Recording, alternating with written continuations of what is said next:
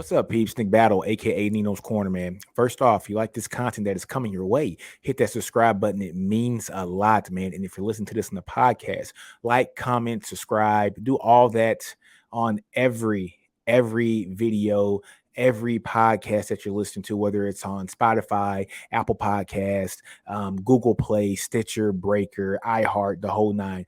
Please subscribe to this YouTube channel. It means a lot. You guys helped me get to 3,000 subscribers so far. It's been an amazing journey. 3,000 subscribers, guys, in about 6 months. You guys have been following the Nino's Corner channel here for a while. Totally appreciate it. Love you guys. But first off, guys, we're going to talk about Ninos sponsor. So, guys, support for the Ninos Corner podcast is brought to you by Manscaped, who is the best in men's below the waist grooming champions of the world. Manscaped just launched their 4th generation trimmer, the Lawnmower 4.0. You heard that right, folks, the 4.0. Join over 4 million men worldwide who trust Manscaped with the exclusive offer for you, 20% off and free worldwide shipping using the code NinosCorner at manscaped.com. Again, 20% off using the code NinosCorner at manscaped.com. Free shipping, worldwide shipping as well. And also, folks, one more thing, folks, 10% off promo code using the code NCPeeps10 at Ninos Corner merch. Get the merchandise to do your merchandise, the hats, the hoodies, the shirts, the whole nine. If you don't know what do you stands for, it means don't be afraid to fill out, grow your environment, understand your brilliance, but just do you. But 10% off using that promo code NCPeeps10 at NinosCornerMerch.com. But like I tell you guys all the time, you guys didn't come here to hear about all that. You guys came here to hear about the new Texas NIL, the Texas-sized NIL deal for offensive linemen called the Pancake Factory. And so what is the Pancake Factory?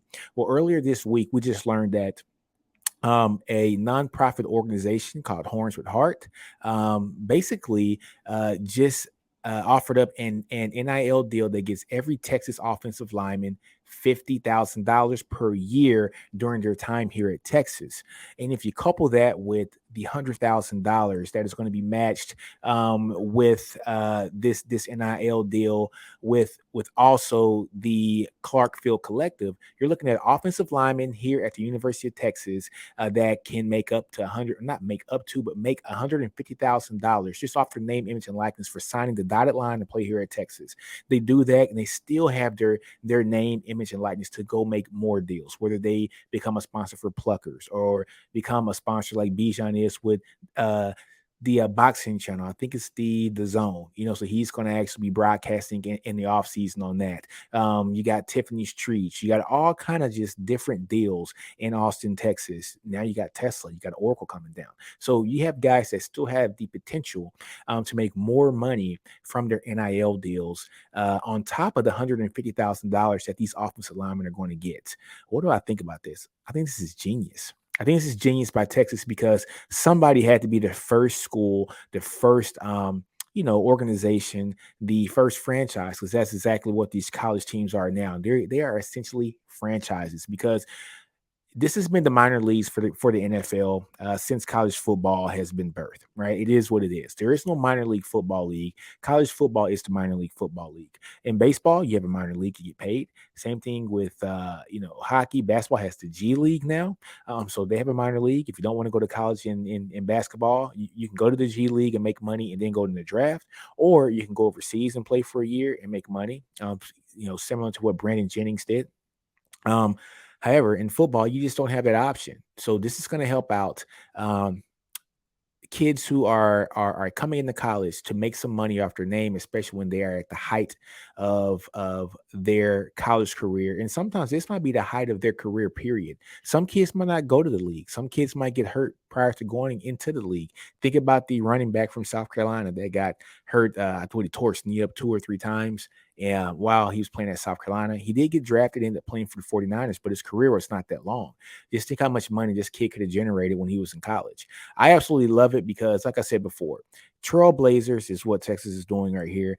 They are the first to, I guess, unveil just the details of an NIL deal like this. And Texas planned this out pretty well too. You guys got to understand Texas is in dire need of some offensive linemen here for the 2022 class, and releasing this information just short of 2 weeks prior to the national signing day, the first version of that is kind of genius by Texas. So it gives these kids a lot to think about, especially with all the movement here for the coaches. You got Lincoln Riley going to the West Coast, so all those kids that were considering Texas or Oklahoma or Texas A&M, those kids that wanted to go to OU to play and stay close to home, now they can come look at Texas as well, because they know that they're going to get $150,000 a year, totaling $600,000 over a 4-year college career. And if you redshirt 1 year, and you do 4 years on top of that red shirt, do 5 years, you have a kid that can make, just from his offensive line NIL deals, $750,000 to play at the University of Texas. Straight genius from the University of Texas, especially right up to the National Signing Day. Other things that are happening that this might impact. You got Mario Cristobal, who left Oregon. He's going to Miami now. If he doesn't bring along with him to Miami the Kelvin Banks Jr.'s, the Cam Williams, do those guys stay closer to home so that their parents and their families can come see them play? And does that extra $150,000 a year, does that sweeten the pot for them to stay close to home? We shall see. But this is genius by the University of Texas. And just because Texas did this doesn't mean that they're going to be the only ones to do this. Guess what, folks? Things are going to happen. Schools are going to take notice. You got to play the game. To win the game, you got to play the game. Other schools like Alabama, other schools like Oklahoma, other schools like USC and Texas A&M and LSU, they're going to do similar things. They are. This is the new game in college football. This is the players, earning their money. And I can't understand why people are mad at these players getting paid. This is just Nick Battle's opinion. This is NinosCorner's opinion, guys. Is I think these players, they do deserve to get paid. It is what it is. Like I told my boy Chris with a K and Seth from the Hornstown podcast yesterday, along with Steven from FP. We were talking about this yesterday about just how much work goes into being a college athlete, athletes. And I was friends with a bunch of college athletes at Texas when I was there from '01 to '05. And guess what, guys? They can't get a job. You wanna know why? Their job is football. Okay. Those guys are the ones who have practice in the morning, 5 o'clock practice in the morning, stretching, film study, weightlifting, strength and conditioning training, more film study, and fans. You have to realize that the same fans that don't want these guys to get paid are the same ones that are screaming that why they didn't play so well on a Saturday. Maybe they didn't get enough film study in, or maybe they didn't do this, or maybe they had to do something because they had to take care of their family. Who knows? Who knows? But now having the opportunity to make a little bit of money eases that burden a little bit. And not just a little bit of money, it's a lot of money. 150 grand a year for an 18-year-old kid. It's going to be something very interesting to see how this goes down. I like it. I'm always going to be for the player. I am always going to be for the player. I think the players deserve everything that they get that is positive, because they put so much blood, sweat, and tears into this program, and to all the programs across the country, not just Texas, all the schools, even our brothers down. Let's say our brothers, but our hated rivalries down there in College Station. All these kids should start getting money. People want to have a problem with a kid making 3/4 million over a 5-year career, if they redshirt, but don't have a problem with paying a coach $9 million a year, or don't have a problem paying a coach $13 million a year, don't have a problem paying the coach 11, $12 million a year. You do anything you do to win the game, to get the best possible coaching staff to come and coach at your school. Prime example, you guys know I'm a Texas guy. I cover Texas content. I cover the Texas football team. But guess what, guys? We spent a lot of money bringing this staff in here to Texas. Steve Sarkisian's getting paid. We made PK one of the highest, if not the highest, paid defensive coordinator here in the country. Jeff Banks is making over $1 million a year as a special teams and tight ends coach. Kyle Flood's making over $1 million a year. These guys are getting paid. They're getting paid. All right. And every time Texas goes on TV and they go on a national televised game at a primetime spot, how much does the school make for being on a CBS or an ESPN or an FS1, Fox? How much did it make? Is it 5 mil every time that they're on TV? Does the school generate that much money? I think so. It has to be, because we all understand that Texas is the richest football athletic program in the country, the richest. And they haven't been good in 10 years. They haven't been consistently good in 10 years. We've had spurts over this 10-year period where we won 10 games or won 8 games. We haven't been consistently good. And they're still the richest school uh, athletic wise in the entire country. So when Texas gets rolling, what do you think these NIL deals are going to do? They're going to continue to roll. And then when Texas pushes the envelope, guess what other teams are going to start to do as well? Your Alabamas, they're already going to have something in the works here. I guarantee you. LSU is going to have something in the works. Guarantee you. Now it's just that we can see everything, um, at face value now and see how everything is going to come about because NIL is legal now. The only thing that's going to be a little bit challenging for these kids is you got to pay taxes now. And I can't call them kids anymore because when you make $150,000 a year, you're not a kid, you're a grown ass man. But I absolutely love it. I'm always going to be for the player. I love it for Texas because if they can, kind of woo some of these kids to come back to Texas and stay in state, close the borders down, and we can get some of those guys back here in this class, especially at the offensive line. And you guys know I did my offensive line take just a couple weeks ago, talking about um, just how I'm not gonna say pathetic, but just how lackluster the classes have been in this Texas school for the past 5 years when it comes to recruiting on the offensive line. 18 scholarship commitments to Texas, including transfers from 2017 to 2021. It's tied dead last with Kansas for the number of offensive linemen that were recruited and committed or transferred to a school in the Big 12. Dead last with Kansas, and that is the reason why Texas can't get over the hump. You contrast that with a team like Baylor, who had the most offensive linemen over that same period, 26. And what were they able to do in a 5-year time period? They were able to rebuild their team twice because you got the guys in the trenches. Once you have the trenches shored up, you can definitely run the offense that you want to run. And when you run the offense that you want to run and that you feel comfortable with, you're going to be successful. Same thing on the defensive line. I haven't done my defensive numbers yet, but I'm definitely going to dig into that for you guys here pretty soon. But yeah, tell me what you guys think about the Texas NIL deal, the Pancake Factory. I think this is something that is much necessary for not just Texas, but for college athletes in general. Texas usually are trailblazers, and it's going to be good to see that this is going to permeate through college football, and kids are going to start to make some money off their name. It's a damn shame how companies can have billboards of kids back in the day now, billboards of kids, basically representing the school, and they don't see a dime of it. And now the kids have the opportunity to eat off their name, and they should. And look, I've heard a bunch of comments about this is going to kill smaller schools. No, it's not. No, it's not. It's not going to kill smaller schools. Guess what? Bryce Young, sorry to say, guys, was not going to go to Fresno State. Bryce Young, sorry to say, guys, not going to go to Vanderbilt. Bryce Young, sorry to say, guys, is not going to go to San Jose State. It's not happening. It's not going to happen, right? That's not in his league.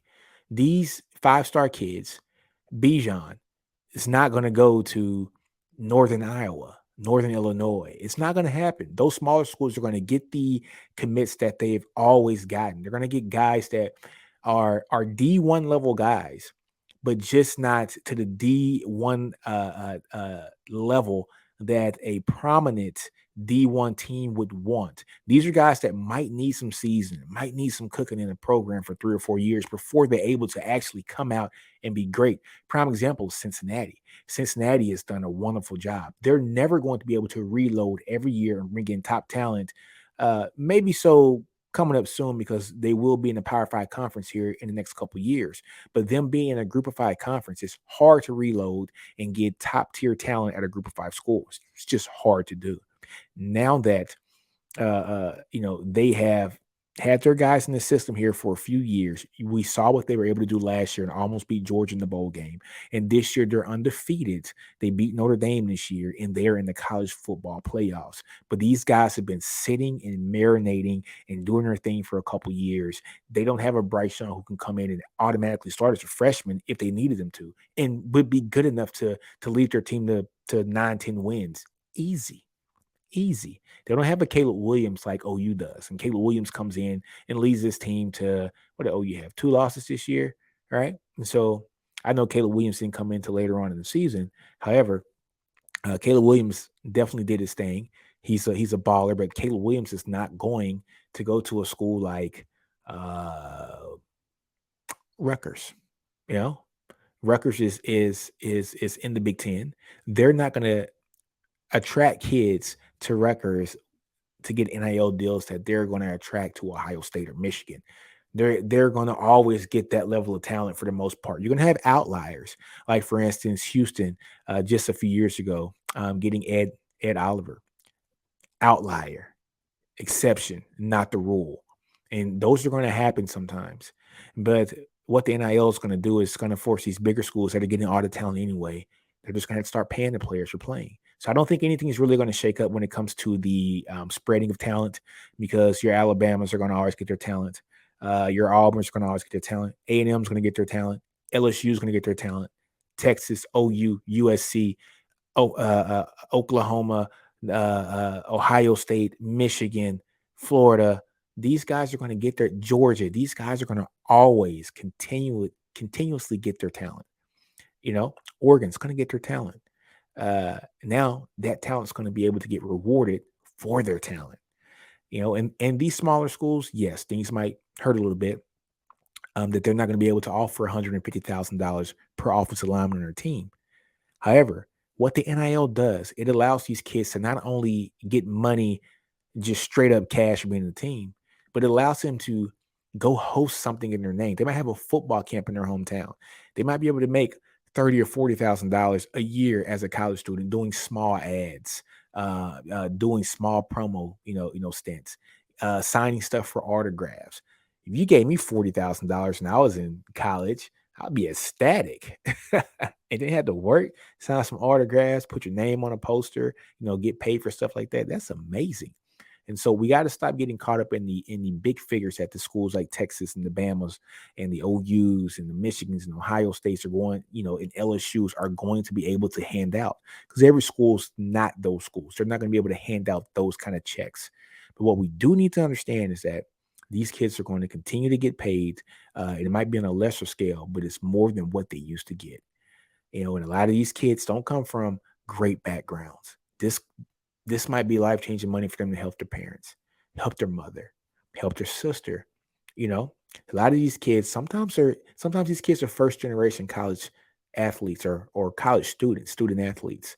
And so maybe this gets a chance for them, a kid who's on the offensive line making 150 grand, maybe it gives him a chance to put his brother through school also, so that he can start an opportunity to create the next generation of thinkers, the next generation of his family, to actually go to school, get better jobs, and start generational wealth. Maybe that's it. Maybe that's the answer as well. So look, guys, leave me a comment. Let me know what you think about the NIL deals. Do you like them? Do you think it's good for college football? Do you think it's bad for college football? Tell me why. Let me know. I like it. I'm always going to be for the player. The players put a lot of work into their schools, and I think this is going to be something great for these players. And I was just thinking last night, how much would Vince Young made in an NIL, league for 3 years?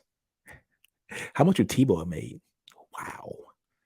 How much would Cam would have made for? We're not gonna talk about Cam. How much would stop? I'm sorry. How much would Ricky Williams have made in a Heisman season? A lot of money. Lot of money, man. So just think about that for a minute. Put all your thoughts in the comments. Let me know what you guys think, man. But on that note, guys, I am out, man. Don't be afraid to fail. I'll grow your environment, understand your brilliance. NinosCorner. I'm out.